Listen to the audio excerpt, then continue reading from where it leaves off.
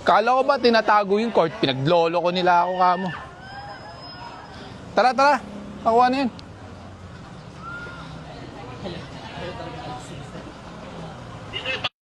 Ano po?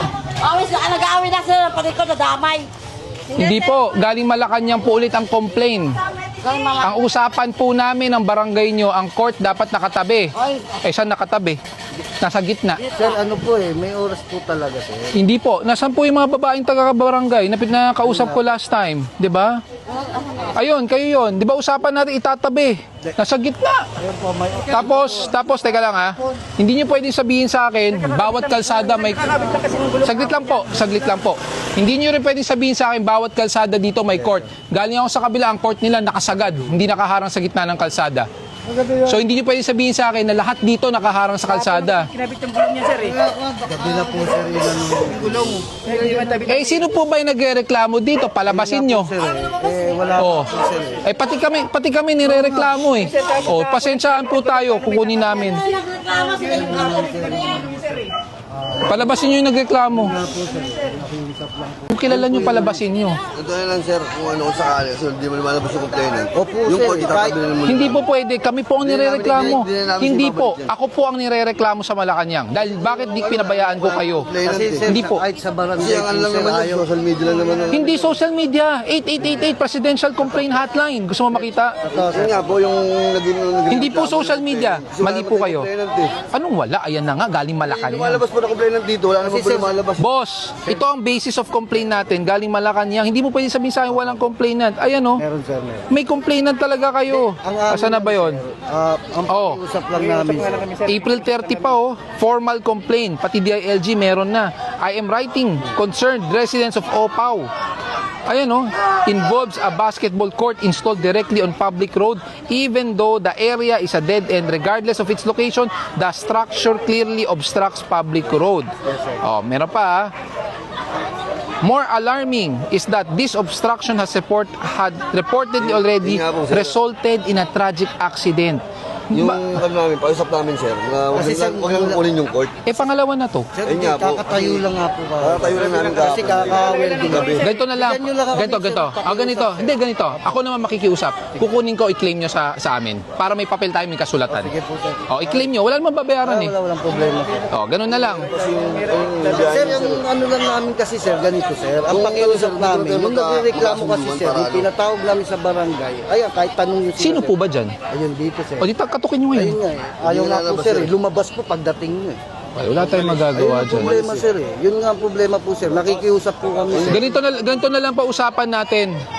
Ay, sir. Ganito na lang usapan natin. Okay po. Kukunin ko yung court, Sige. i-claim nyo sa amin, may kasulatan na pipirmahan kayo. Si barangay po ang paper na. Eh, nasa sa inyo po. Nasa sa inyo kung barangay ang pipirma, kung may authority siya, kung bibigyan siya ng authority, even he is not in barangay. Tapos, sir, ito po, sir. Wala namang babayaran yun eh. Pero, sir, makiusap lang po kami. Kung i-claim namin, sir, saan po kami pwede mag-ano na? Doon po yung kasulatan sa tumana rin po. Magkakasulatan po kayo na itong gamit na to ibabalik sa inyo, pero pag once na nahuli ulit naka-obstruct ito, hindi na po ibabalik. May kasulatan yan. Pero pag oras ng laro ng mga bata, sir, pwede itabi na. Alam mo, bakit, ang hindi ko maintindihan, bakit sa kabilang kalsada, pwedeng nasa dulo yung court? Bakit sa inyo hindi po pwede? Hindi, ito, sir, totoo lang. Hindi po kasi dati yan, sir, nabubulok taon-taon. Eh bakit hindi ka na lang magpatayo ng walang paa, nakasabit na lang? Paano po, sir? Wala po kasi, sir. Hindi. Papayag Sinasabi. ka sana yung ganyan, maganda yung nakasabit. Oo, isabit nyo na lang. Papayag ka naman may bahay. Yung nakahanga, may bakal. Oo. Hindi, kausapin nyo na. Kasi sabi nga nila, laro ng kabataan. Lahat laro ng kabataan. Diba? Nakahanga yung bakal.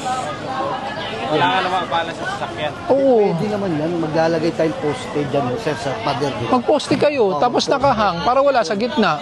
Tapos yan, puputulin na natin yung welding. Ito, ayan o, nakapaloob to eh. Opo. Ba't di na lang dyan? Kausapin nyo na lang. Poste na lang kami dun, sir, kausapin. Yun, maganda nga yun. Kausapin nyo na lang. Complaint. kinocomplain 2 beses na. So apparently kinocomplain nyo yung court. Yes. Ano po ba ang stand nyo? Bakit kasi... Kasi boss, pagka nakakadisgrasya sila, wala naman silang pananagutan eh. Sasabihin nila bata. O paano natin masisisi yung bata kung Asan ba si Kagawad? Kagawad? Ay, Yes. Ayan. Alam nyo na aware kayo na nakadisgrasya sila. Opo. Bakit walang umaksyon sa inyo? Itinuturo nyo yung munisipyo, itinuturo nyo yung barangay, nagtuturuan lang kayo eh. Pero po Gusto mo, kasi, sir, papakita ko yung yung kopya ng BFP. May issuance sila sa amin eh. Opo, pero po kasi sir, yung regarding naman po doon sa aksidente, meron naman po kayo Wala. naging complaint doon sa barangay, di ba Naging po? complaint, pero ang Opo, sabi nyo, yun po. a-actionan, pero walang action. Di ba? Nagbigay pa ako ng ano sa kanila, nagbigay pa ako ng agreement. Gusto nyo, lipat nyo, kung may papayag. Wala naman din. Actually, nailipat yan. Nilipat, pero hindi. Pero Binalik hindi po naman. kasi Sabi po, ko, wala po kung ayaw nyo papayag. patanggal, edi ilipat nyo. Oo. Wala po Walang kasi umaksyon sa papayag inyo. yung banda sa may Yun sir. nga. Kasi lahat ng tao... Action sa inyo, nagbigay pa ako ng agreement kay Shabby. Nung nagano ko, sabi ko, lipat Ayan. nyo kung gusto nyo. Karamihan gusto makinabang, pero walang gusto Walang magsakripisyo. sacrifice. Eh, wala. Pero Tanggalin yung na. Ayos last natin. year po kasi talaga na complaint, dalawa na po talaga yun. Walang And in-inform din po talaga namin sila na. Kamusta? Ano yung na-aksidente? Patay ba? Hindi naman. Mali yung buto. Pero still, buntis ata yun. Hindi Ay, po. yung dati pa yung Bukod previous. pa po Bukod pa yun. Bukod pa po yun. May previous na nabalian, tapos yung nanay ko nahimatay. Meron kaming medical record. Kaya pala, yung nanay nga pala ang na... Yes po. Nakita Ay, nakita po involved. yun sa Sila ng agreement, sir. Gusto nyo, lipat nyo. Kaya Oo. matanggal. Correct. Wala namang ma-action. Kung gusto nila, ganyan. Ganito lang. Binigyan sila agreement. Gusto nyo, lipat nyo. Aware din po talaga yung barangay na hindi Pero po talaga. tuturuan sila. So sa kagawad ba, mas pabor kayong tanggalin na lang? Yes po. Oo. Tsaka ang stand po namin ni Kapitan po, ano po yung magiging desisyon ng mas nakatataas sa amin, doon po kami. Kasi nga binigyan ko na ng option. Sabi ko, magtayo kayo ng poste, ilagay nyo sa gilid. Wala rin namang gusto. Binigyan ko rin naman sila ng option. Pero po kasi wala po talagang papayag sa ibang part. po. Walang option. Kasi sinabi din po nila talaga na before, tinry nila ilagay sa dulo. Sampan nyo, pinasasampa ko na. Sino nagpapapigil? Agree po ang kagawad. Pumapayag po ang barangay. Mag-usap na lang po kayo sa barangay.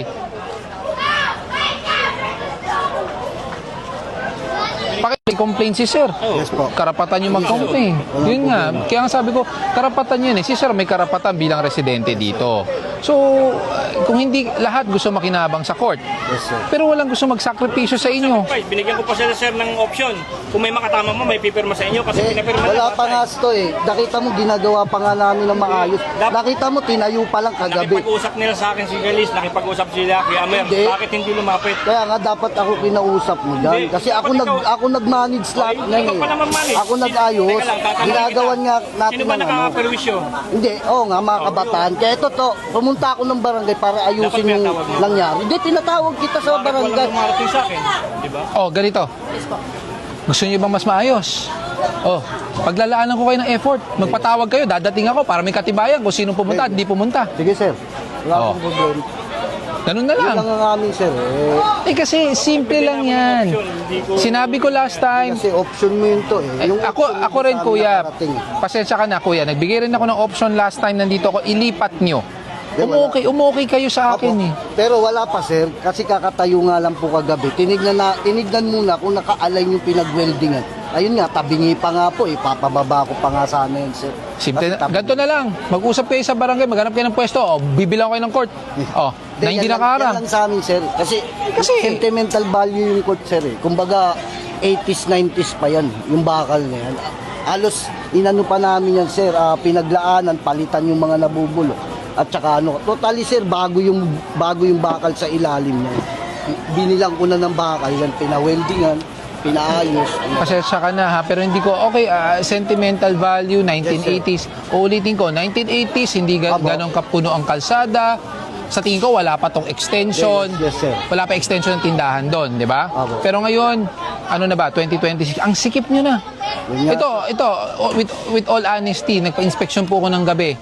On your end naman, sir, yung mga sasakyan na ginagawa dito or motor, as much as possible, baka pwedeng hindi rin po naka-obstruct.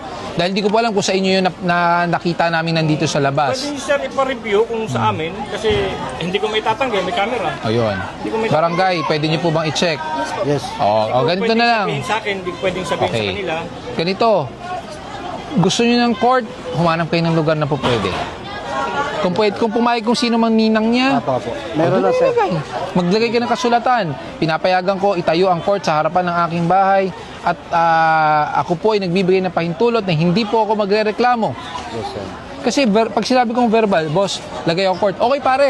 Verbal lang yun. Kasi nagkainuman kami. Okay na pare. Sabay nung pag nahimasmasan. Bakit may court dito? Oh, di ba? Perfect example, di ba? Verbal lang yun. Oh, kasulatan tayo para pag nagreklamo, ay ninang, pumayag ka eh.